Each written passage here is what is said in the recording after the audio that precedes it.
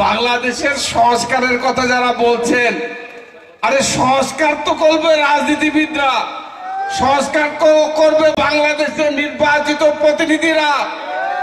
নির্বাচিত প্রতিনিধি পার্লামেন্ট ছাড়া কোন সংস্কার অতীতে কখনো হয়েছে? আগামী দিনেও কোনো সংস্কার হবে না নির্বাচিত প্রতিনিধি ছাড়া। তাই আমরা বলতে চাই, দয়া করে এই সংস্কারের কথা বলে এই ভোট ডিসেম্বর জুন যে এই অমুক মাস তমুক মাস না করে, নির্বাচন কমিশনার বলে দিয়েছে তারা প্রস্তুত আছে।